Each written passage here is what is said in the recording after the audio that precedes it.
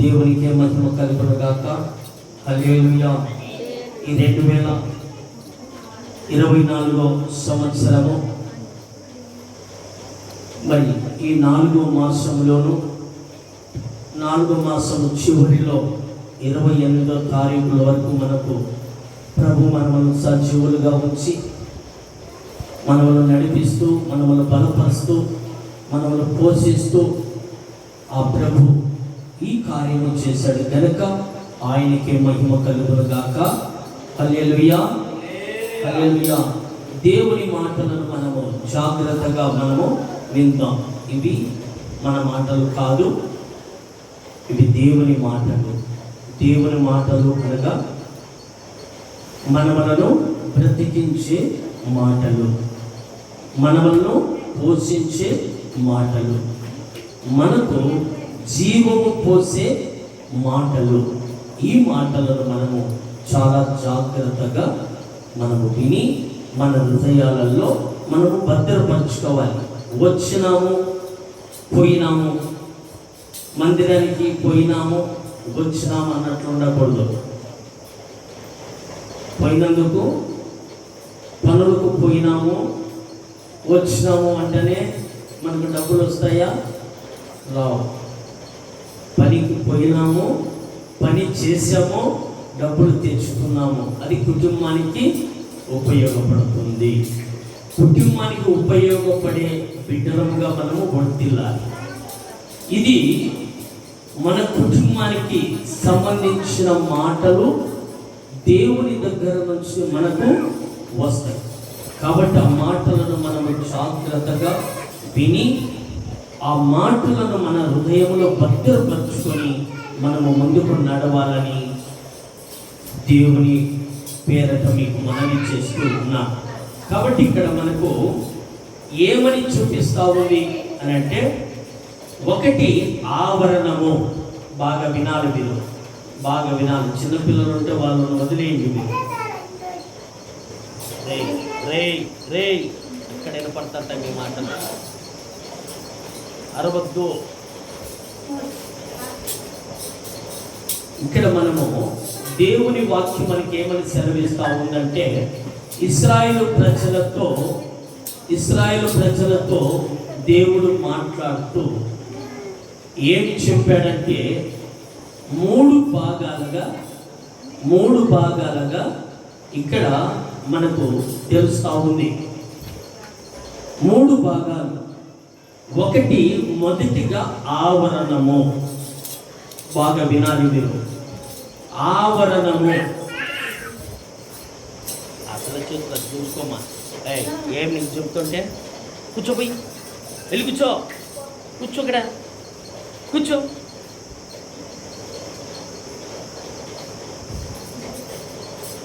మనం మొదటిగా నేర్చుకోవాల్సిన మాట ఆవరణము. ఆవరణములో నుంచే మొదటగా మనకు ఆవరణము ఏమి చూపిస్తుంది అంటే, ఆవరణంలోకి ఎప్పుడైతే మనం అడుగు పెడతామో ఆవరణములో మనకు 2 కనపడతాయి. అక్కడ ఆవరణము అనగా 2 కనపడతాయి. ఈ ఆవరణములోనికి ఇశ్రాయేలు ప్రజలను యేసు ప్రభువు వాళ్ళు పాపము చేశారు, త్రోవ తప్పిపోయారు. ఇశ్రాయేలు ప్రజలు త్రోవ తప్పిపోయి ఉన్నారు గనుక వారిని తీసుకొని వచ్చి వారు గొర్రెలను, పావురమ పిల్లలను తీసుకొని వచ్చి ఎవరి పాపము నిమిత్తము వారు ఇక్కడ బలి అర్పించాలి. బలి అర్పించిన తర్వాత అక్కడ ఏమవుతుంది? రక్తము మన మీద ప్రోక్షించబడుతుంది. ఎందుకు ప్రోక్షించబడుతుంది అని అంటే, మనము గొర్రె పిల్ల మీద మన చెయ్యి ఉంచాలి.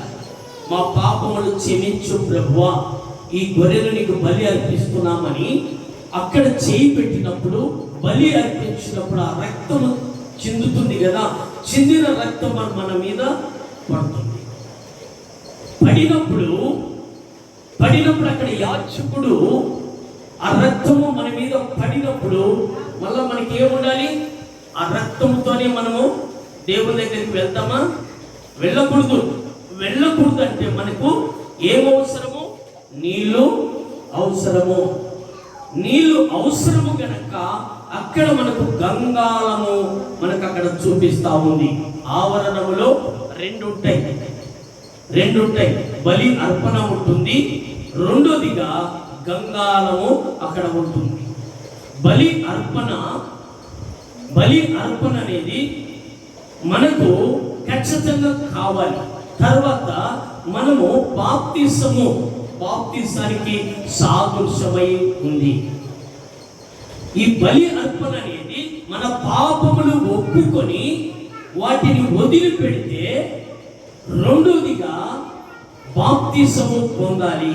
పాపములు ఎవరైతే ఒప్పుకుంటారో, పాపములు ఒప్పుకొని ఎవరైతే పశ్చాత్తాపపడి ఎవరైతే గొర్రె పిల్లను కానీ తారుమ పిల్లను కానీ అక్కడ వధిస్తారో, ఆ వధించిన చోట ఆ రక్తము మన మీద పడినప్పుడు మన పాపాలు క్షమించబడతాయి. క్షమించబడిన దానికి మనకు రుజువు, క్షమించబడిన దానికి రుజువు కావాలి కదా. మరి రుజువు కావాలంటే అక్కడ మనకు గంగాళం అనేది ప్రభు అక్కడ నియమించాడు. ఆ గంగాళములో ఆ నీటితో మనం ఏం చేయాలి? బాప్తిసము పొందాలి. అక్కడ బలి అర్పణ అనేది మనకు మన పాపాలు క్షమించిన వాటికి సాదృశ్యముగా ఉంది. గంగాళం అనేది బాప్తిసానికి సాదృశ్యముగా ఉంది. చూడు, చదువుదాం. మనకు చదివితే అర్థమవుతుంది. నిర్గమకాండము 27వ అధ్యాయము చూద్దాం. 27:1 వచనము చదువుదాం. నిర్గమకాండము 27వ అధ్యాయము 1వ వాక్యము. మరియు 5 మూరల పొడుగు 5 మూరల వెడల్పు గల బలిపీఠమును తుమ్మకర్రతోను నీవు చేయవలెను. ఆ బలిపీఠము చౌచక్కముగా ఉండవలెను. దాని ఎత్తు 3 మూరలు చాలు. దాని వెడల్పు 4 మూరలు చాలు. హల్లెలూయా. ఇక్కడ మనకు బలిపీఠము అనగా దేనికి చూపిస్తా ఉంది అంటే ప్రార్థన జీవితానికి చూపిస్తా ఉంది. బలిపీఠము కట్టి అబ్రహాము ఏం చేసేవాడు? తన కుమారుని బలి అర్పించమని ప్రభు చెప్తే మోరియా పర్వతము మీదకి తీసుకొని వెళ్ళాడు. తన కుమారుని తీసుకొని బలి అర్పించడము అక్కడ బలిపీఠము కట్టడం అంటే ప్రార్థన జీవితానికి సాదృశ్యమై ఉంది. కాబట్టి మనమే బలిపీఠం. మనకేముండాలి? ప్రార్థన ఉండాలి. మనం అర్పించే వాళ్ళమై ఉండాలి. ఆ రక్తము కడుగుకున్న వాళ్ళమై ఉండాలి. బాప్తిసం పొందిన వాళ్ళమై ఉండాలి. మనము ప్రార్థన చేసే వారముగా ఉండాలి. ప్రార్థన అనేది ధూపము, ప్రభుకు ధూపం వేసినట్లుగా మనము ఉండాలి. అలాంటి బలిపీఠముగా మన హృదయాన్ని దేవునికి సమర్పించే వారముగా ఉండాలి. ఇది చాలా గట్టి సబ్జెక్టు. ఈ సబ్జెక్టు చాలా కాలం నుంచి ఈ సబ్జెక్టు కొరకు నేను ఎదురు చూస్తూ ఉంటే ప్రభు నాతో మాట్లాడుతూ వచ్చాడు. ఈ సబ్జెక్టు గురించి ఈరోజు బోధించాల ప్రభు అని. నిన్న శుక్రవారమే బోధించాలనుకున్నాను, లేదు సండే బోధించమన్నాడు ప్రభు. అందుకు మనం ఏ విధంగా ఉండాలి? యేసు ప్రభు రక్తము చేత కడగబడిన వారమై, రక్తం ద్వారా భోక్షించబడిన వారమై, యేసు ప్రభు రక్తం ద్వారా మనం కడగబడి బాప్తిసం పొంది దేవునికి ఒక బలిపీఠములాగా మనము సిద్ధపడాలి. ఆ విధంగా ఉండాలి. మరొక మాట మనకు చాలా చక్కగా ఇక్కడ ఏమని నేర్చుకున్నాం మనము? మొదటిగా ఆవరణములో నుంచి వ్యక్తి, ఏ మనుషుడైనా ఆవరణములో నుంచి ఎక్కడికి వెళ్ళాలి? పరిశుద్ధ స్థానములోకి మనము వెళ్ళాలి. ఎక్కడికి వెళ్ళాలి? మనము చెప్పాలి, నోరు ఇప్పాలి. నేను ఇప్పుడు చెప్పాను కదా మీకు, ఆవరణములో నుంచి పరిశుద్ధ స్థలములోకి మనము వెళ్ళాలి. పరిశుద్ధ స్థలములోకి మనము వెళ్ళాలంటే మనకి ఇక్కడ ఏమవసరము? యేసు ప్రభుకు బలి అర్పించాం, మన పాపమును ఒప్పుకొని బాప్తిసం.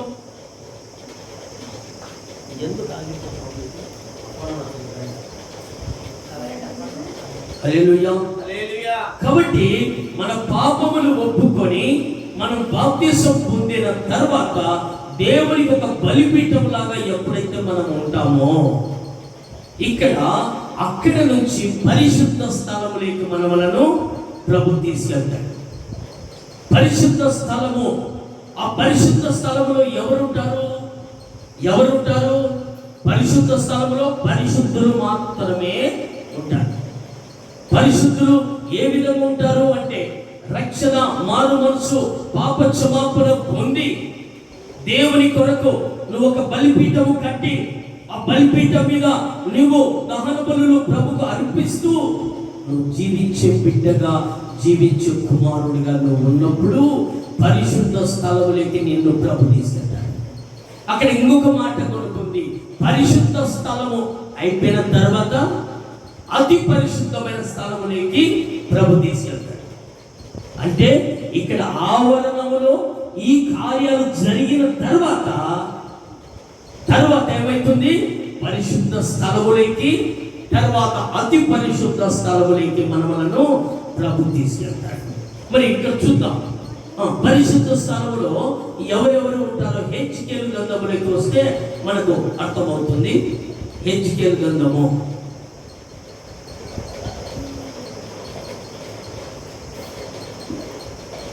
హెచ్కేలు గ్రంథము 41వ అధ్యాయంలోకి రండి.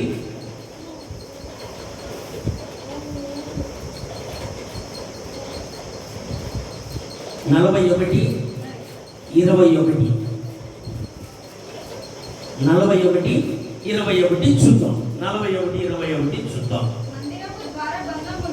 మందిరపు ద్వార బంధములు, చచ్చౌకములు, పరిశుద్ధ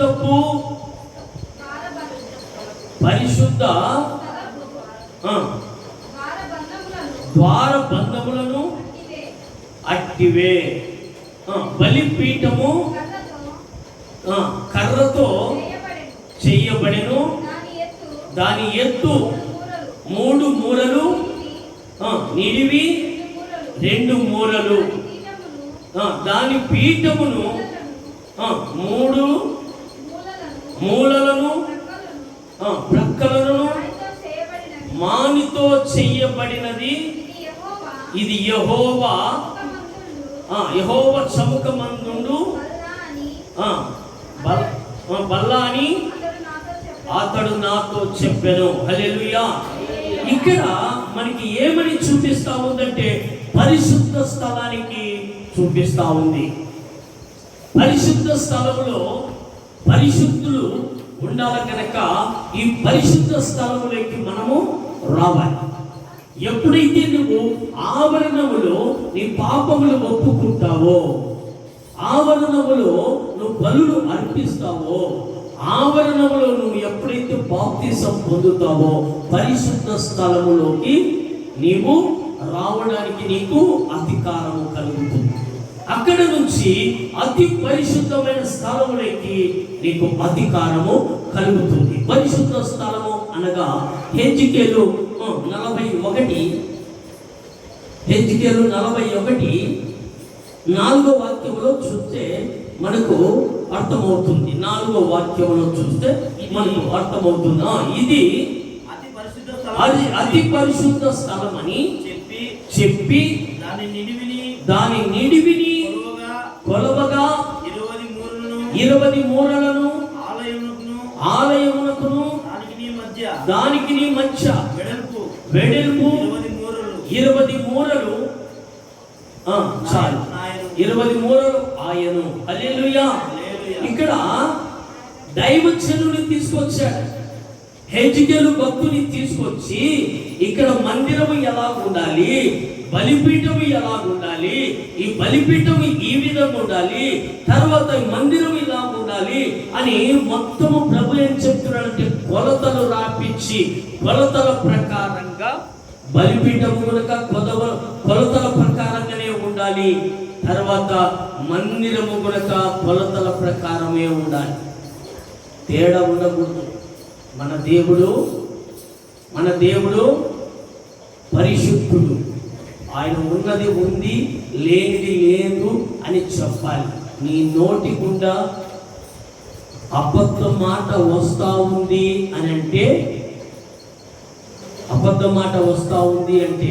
అపవాదికి నువ్వు చోటిస్తున్నావు అనేది గుర్తుపెట్టుకోవాలి. ఎందుకంటే ఉందంటే ఉందను, లేదంటే లేదు అని ప్రభు చెప్పాడు.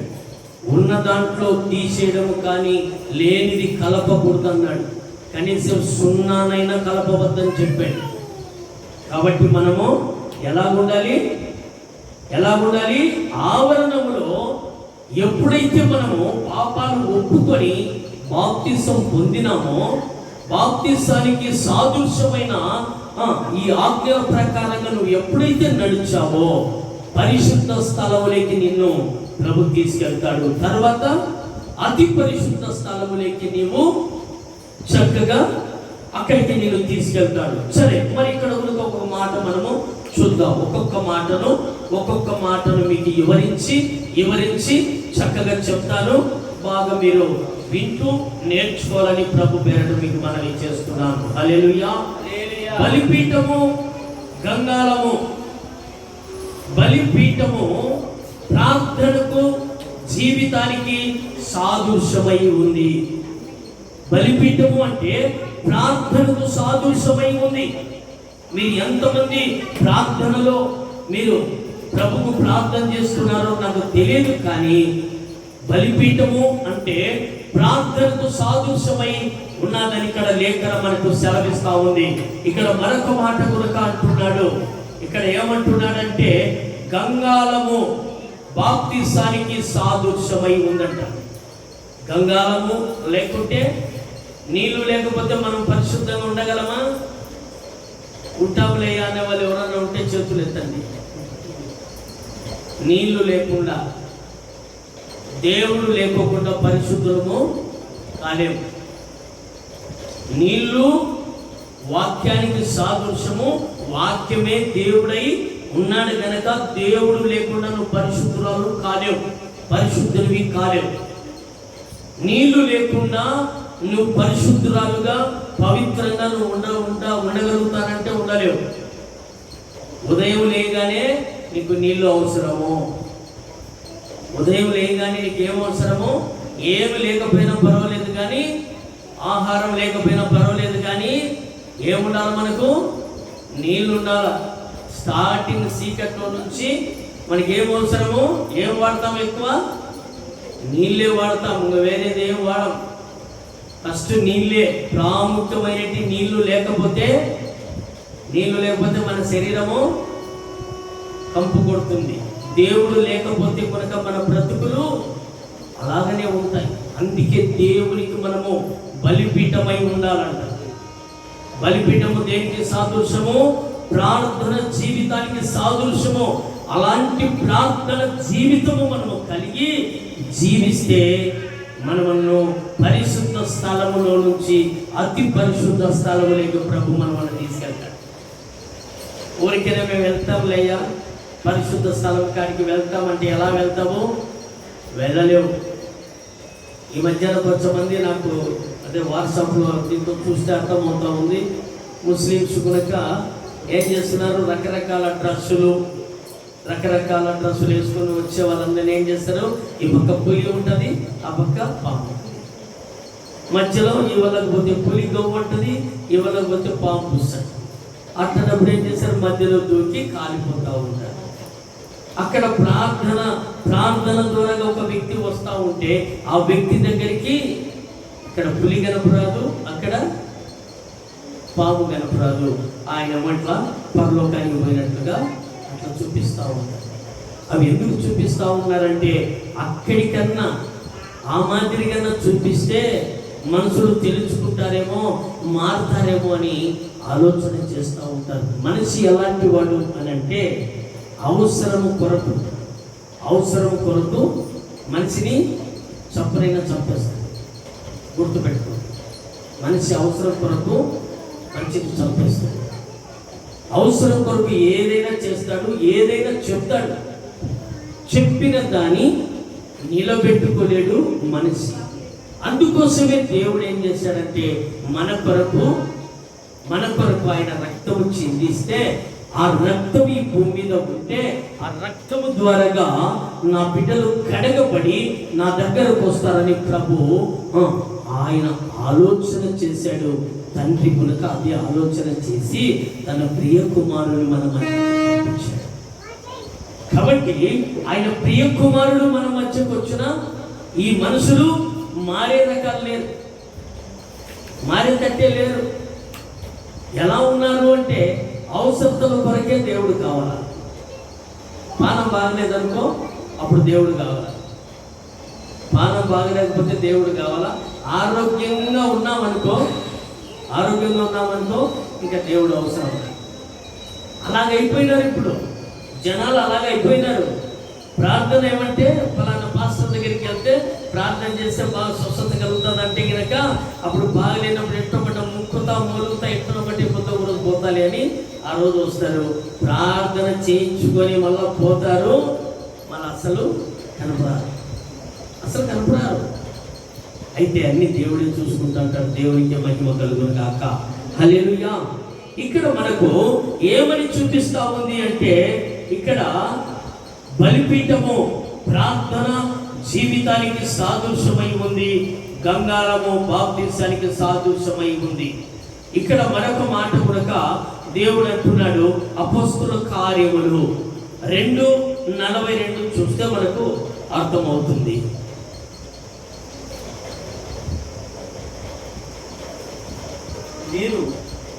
మీరు అపోస్తుల బోధయందును సావాసమందును రొట్టె విరుచుటయందును ప్రార్థన చేయుటయందును ఎడతెగక ఉండిరి.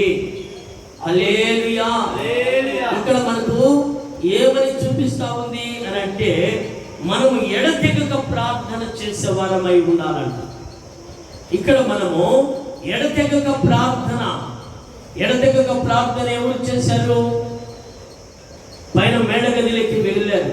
మేడగదిలో వెళ్ళి అక్కడ 200కు పైగా జనాలు అక్కడ కూడుకొని ఉపవాసం ఉండి ప్రార్థన చేశారు. మీరేమో ఉపవాసము వచ్చినారో లేదో నాకు తెలియదు, కానీ నేనైతే నా కడుపు మార్చుకుంటానే ఉండా ఆదివారం అంట. ఎందుకు నా ప్రభు కొరకు ఆయన బిడ్డలు వస్తే, ఆయన బిడ్డలు బాగుపడాలా, ఆయన బిడ్డలు వ్యాధులతో బాధలతో వస్తే వారికి ప్రార్థన చేస్తే స్వస్థత కలగాలని నేనైతే కడుపు మార్చుకుంటాను. కాష్టము కనుక కడుపు మార్చుకుంటాను. మా కడుపులేమో ఖాళీగానే ఉంటాయి. చెక్ చేసిన కనుక మీరు ఒకటే. మీరైతే పొద్దున్నే కలిగిందేమో కానిచ్చుకొని వచ్చింటారు కదా. ఉపవాసం ఎంతమంది వచ్చారో ఉపవాసం వచ్చిన వాళ్ళు చేయొద్దండి. హల్లెలూయా, హల్లెలూయా. దేవునికి మహిమ కలుగును గాక. ఇక్కడ ఏమంటున్నారంటే, వీరు అపోస్తుల బోధయందును సావాసమందును రొట్టె విరుచుటయందును ఎడతెగక ఉండిరి. రొట్టె దేనికి సాదృశ్యం వస్తుంది అని అంటే, బల్ల ఆరాధనకు సాదృశ్యమై ఉంది. బల్ల ఆరాధన అనేది రొట్టె విరుచుట. రొట్టె విరిచి ఆయన శరీరము తిని ఆయన రక్తము మనం ఎప్పుడైతే తాగుతామో నిత్య జీవములు మనం ఉంటాము కనుక ఆయన అంటున్నాడు, ఈ బల్ల ఆరాధనకు సాదృశ్యమై ఉంది. ఇక్కడ మరొక మాట కనుక మనము త్వరగానే చూద్దాం. త్వరగా చూద్దాం. సముఖపు రొట్టెల ప్రభు రాత్రి బల్ల ఆరాధన గురించి ఇక్కడ ప్రభు మనతో చెప్తున్నాడు. దీపస్తంభము పరిశుద్ధాత్మకు ఫలములకు సాదృశ్యమై ఉంది. మనము దీపస్తంభములుగా ఉండాలి, పరిశుద్ధాత్మను పొందుకున్న వాళ్ళమై ఉండాలి. ఇప్పుడు ఆవరణములో మనం ఉన్నాము. ఆవరణములో మన పాపములు ఒప్పుకున్న తర్వాత ప్రయాణం చేశాం. ప్రయాణం చేస్తున్నాము, మేము పడవలో ప్రయాణం చేస్తాము, సముద్రంలో ప్రయాణం చేస్తామని పడవ ఎక్కిన తర్వాత మధ్యలోకి పోయినాక మేము దిగిపోతాం అనే వాళ్ళు ఎవరైనా ఉన్నారా? మధ్యలో పడవలో వచ్చి ప్రయాణం చేయడానికి బోట్లో ప్రయాణం చేశారు, మధ్యలోకి పోయినాక మేము దిగిపోతామయ్యా, మా వల్ల కాదులే అనే వాళ్ళు ఎవరైనా ఉంటారా? అయ్యా ఎంతనో కంటే ఎన్నికైనా లాక్కబండయ్యా, ఎన్నిక లాక్కపోతే మేము అక్కడ ఒడ్డును దిగుతాము. నీళ్ళలో ఎవరు దిగుతామని ఇష్టపడరు కదా, ఇష్టపడతారా? మునిగిపోతారు ఇష్టపడతారు. కాబట్టి ఇక్కడ మనం ప్రయాణము చేయడానికి మొదలు పెట్టాము. ఎక్కడ మొదలు పెట్టాము? ఆవరణములో మొదలు పెట్టాము. మరి ఆవరణములో మొదలు పెట్టిన వారము పరిశుద్ధ స్థలములోను, తర్వాత అతి పరిశుద్ధ స్థలము వరకు మన ప్రయాణము కొనసాగిస్తూనే ఉండాలి. కొనసాగించడం అంటే ఏ రోజైతే నువ్వు ప్రభు నమ్ముకుంటావో, ఏ రోజైతే ప్రభు మార్గంలో నువ్వు నడుచుకుంటావో ఆ రోజు నుంచి నీ జీవితము కావచ్చు, నా జీవితము కావచ్చు, ఇంకా ఇక్కడికి లాస్ట్, ఈ రోజుకు లాస్ట్ అన్న రోజు వరకు మనకి ఏముండాలి అని అంటే ప్రార్థన జీవితం ఉండాలి, పరిశుద్ధత ఉండాలి, ప్రభుతో మాట్లాడుతూనే ఉండాలి. ఎప్పటి నుంచి ఎప్పటి వరకు? ప్రభుని ఏ రోజైతే మొదలు పెట్టి ప్రారంభించామో ఆ రోజు నుంచి చివరి రోజు, మనకి ఏ రోజు వరకు ప్రభు చివరి రోజు పెట్టాడో ఆ రోజు వరకు మనకి ఏముండాలంటే ప్రార్థనే ఉండాలి. ప్రార్థన ఎందుకంటే పాటలు పాడచ్చు, వాక్యము చెప్పచ్చు, అయితే ప్రార్థన చేయలేరు చాలా మంది.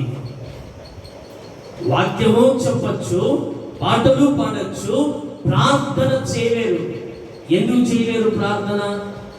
ఎందుకు చేయలేరు ప్రార్థన అంటే, ప్రార్థన ఏకాంతంగా కూర్చొని ప్రార్థన చేయాలంటే ఒక్కొక్కరికి బోర్ కొడుతుంది, అంతే కదా? బోర్ కొట్టి ఎంతసేపు చేయాలబ్బో ప్రార్థన అనుకుంటా ఉంటాం. నేనైతే కూర్చుంటే గంటలు ఎప్పుడు అయిపోయింటాను. 3 గంటలకు కూర్చుంటే ప్రార్థన 4:10 నిమిషాలు ఎప్పుడు అయిపోయింది. 4 గంటల 10 నిమిషాలు అంటే అప్పుడు 3 గంటలకు ప్రార్థనలో కూర్చుంటే 1:10 నిమిషాలు ఎప్పుడు అయిపోయింది ప్రార్థన. నాకే అర్థం కాదు. టైం చూస్తే 4:10. అమ్మో, ఇంతసేపు నా ప్రభు నన్ను నడిపించాడని నాకు ఆలోచన వస్తూ ఉంటుంది. అలాగ ప్రార్థన చేయాలి. మీరు కూడా ప్రార్థన చేయాలి. మీరు ప్రార్థన చేస్తే శోధనలోంచి ప్రభు తప్పిస్తాడు. మీరేమో ప్రార్థన చేయకుండా ఎంతసేపు దైవజనుల మీదనే మీరు ఆలోచన కలిగి ఉంటే కుదరదు. మీరు కూడా శక్తివంతంగా ప్రార్థన చేయడానికి ప్రారంభించాలి. అందుకే ఈ వాక్యం మనకు సెలవిస్తూ ఉంది. ప్రార్థన జీవితానికి మనము సాదృశ్యమై ఉన్నాం కనుక మనము ప్రార్థన చేయాలి. ఇక్కడికి ఒక మాట కనుక మనము చూద్దాం. మన్నగల బంగారు పాత్ర చిగురించున అహరోను కర్ర. 12 మంది వచ్చారంట. ఈ జనాలు 12 మంది వచ్చారు. 12 గోత్రాల నుంచి వచ్చారు.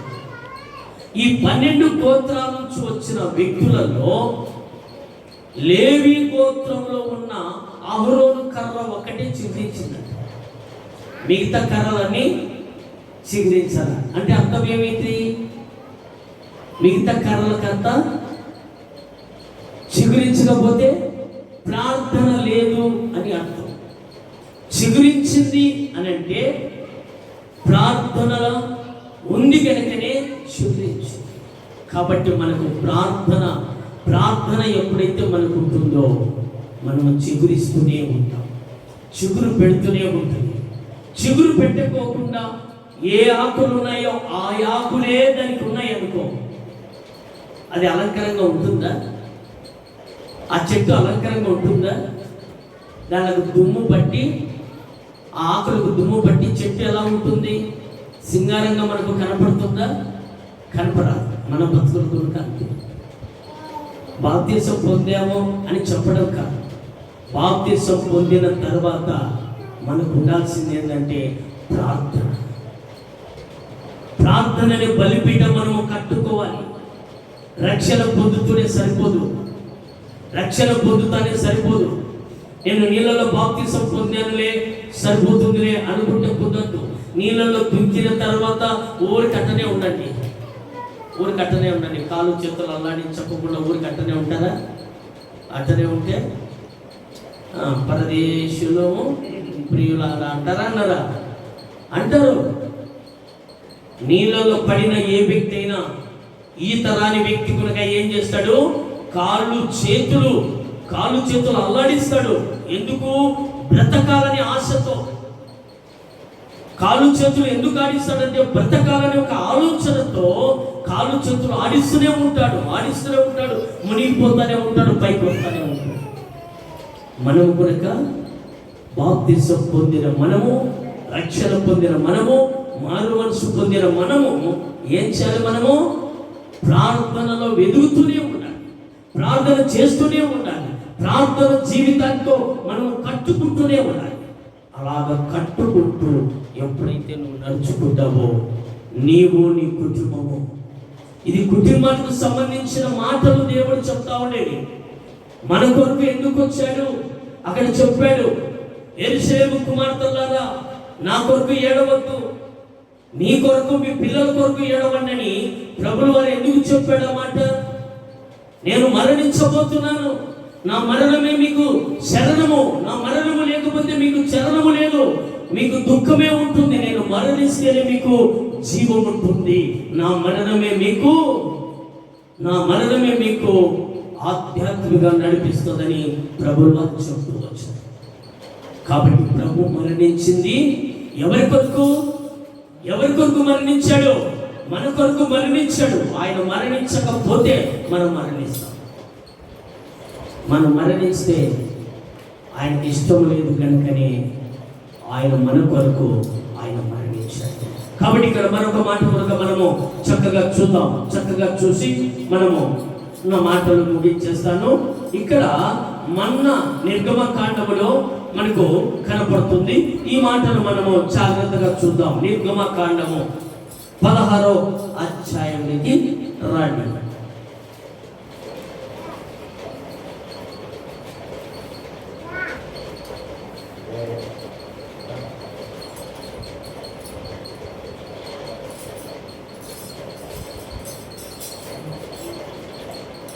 పదహారు 31 చూద్దాం. 16:31 ఇశ్రాయేలు దానికి మన్నా అని పేరు పెట్టిరి. అది తెల్లని కొత్తిమీర గింజవలే ఉండెను. దాని రుచి తేనెతో కలిపిన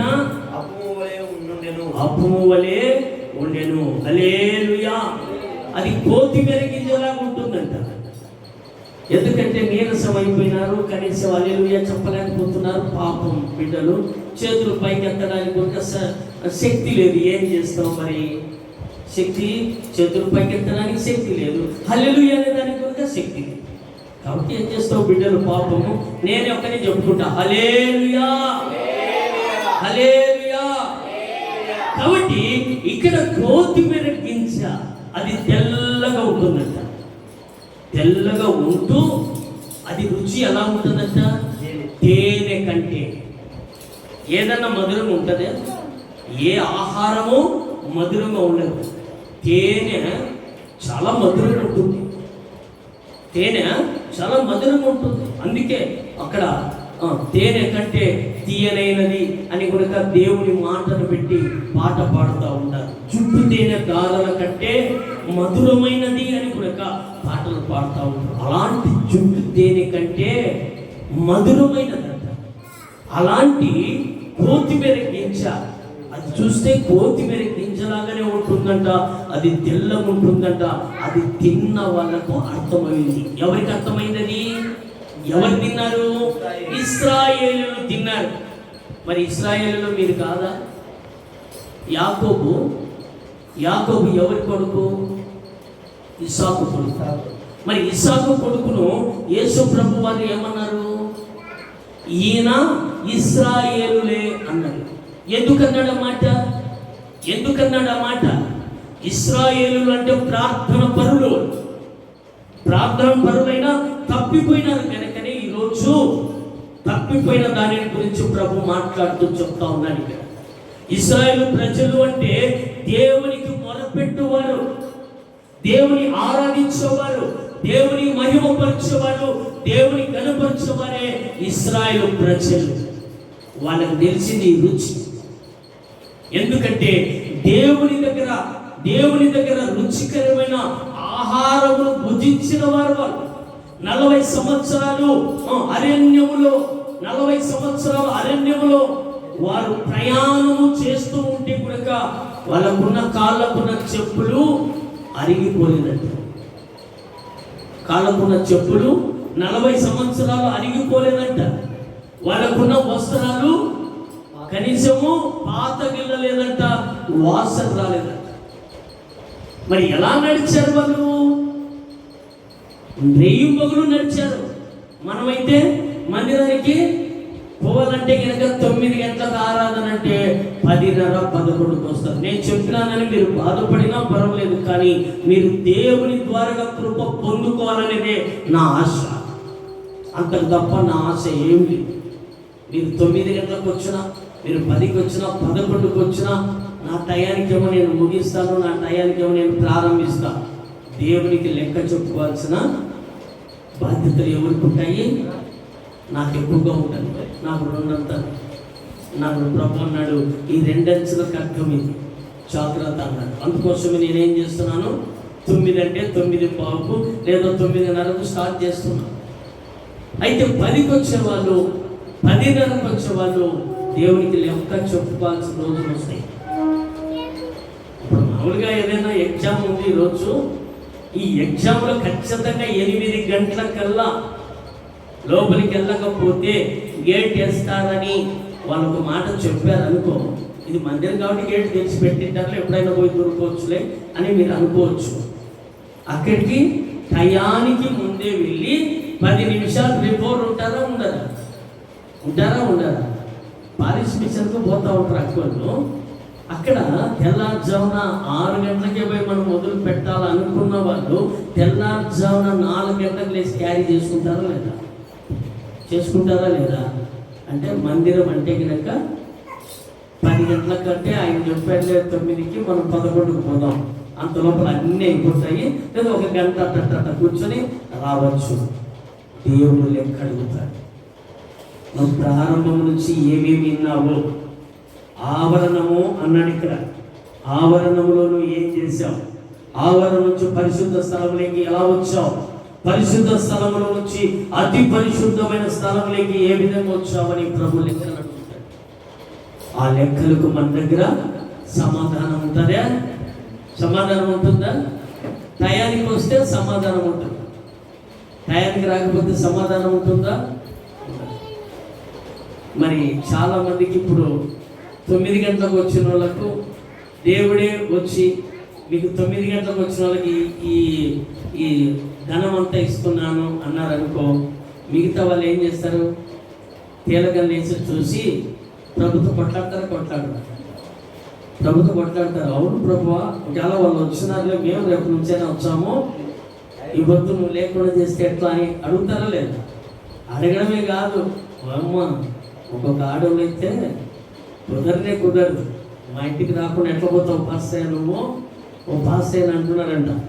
నువ్వేం పాస్ అయ్యావు? నీ కథ ఏంది? మా ఇంటికి ఎంతోమంది వచ్చారని ఈయనే పట్టుకునేది ఒక పాస్ అవ్వనే పట్టుకుని ప్లాట్ఫారం మీద, మా ఇంటికి రావు నువ్వు.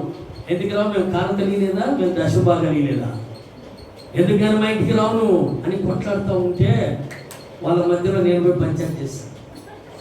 ఎందుకంటే ఆమె నా మీదకే రిటర్న్ అయింది. నేను ఒకసారి పాస్తం, నువ్వు మా బిడ్డలందరినీ నువ్వు దేవుని వైపు తిప్పి అక్కడ తీసుకుపోతావా అని సిఎస్ఐ పాస్తాం.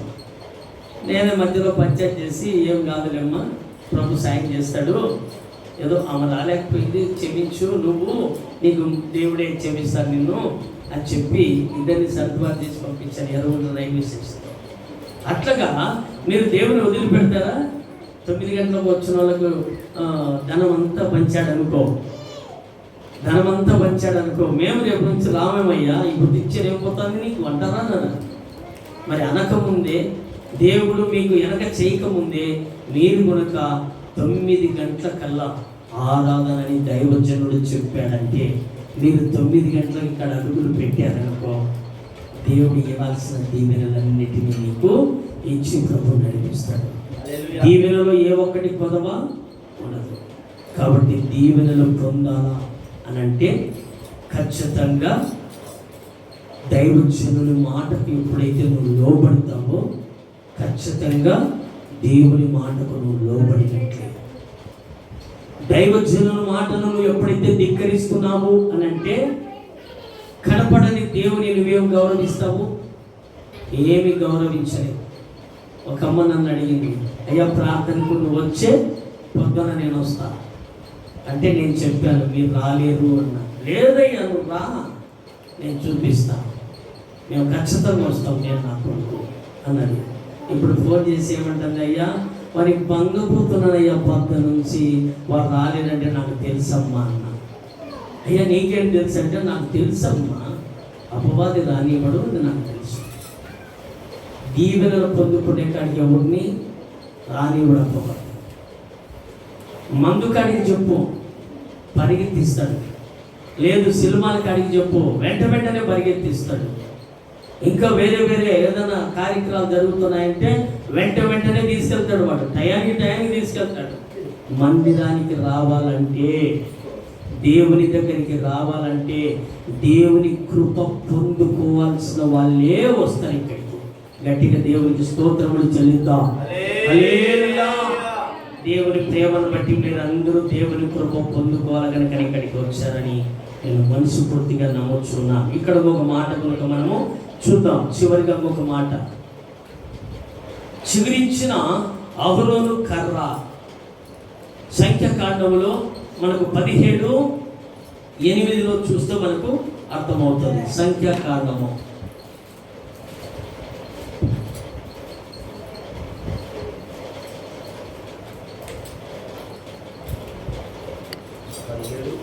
17:8. మరనాడు మోషే సాక్ష్యపు గుడారములోనికి వెళ్ళి చూడగా లేవి కుటుంబపుదైన అహరోను కర్ర చిగురించి ఉండెను. అది చిగురించి పువ్వులు పూసి బాదము పండ్లు గల దాయను. హల్లెలూయా. చిగురించిన తర్వాత ఏమి కాసింది? బాదము కాయలతో కాసిందంట. అలాంటి ఫలాలతో మనం కనుక కాయాలి, దేవుల్లో మనము చిగురించాలి. బాదము పండ్లతో ఆ కర్ర చిగురించింది. చిగురించిన తర్వాత బాదం పండ్లతో ఫలములతో అది వచ్చిందని మనకు దేవుడు లేఖనాల ద్వారా మనకు చూపిస్తా ఉన్నాడు. ఎలా ఉన్నారంట? మరునాడు మోషే సాక్ష్యపు గుడారములోనికి వెళ్ళి చూడగా లేవి కుటుంబపు వారైన అహరోను కర్ర చిగురించిందంట.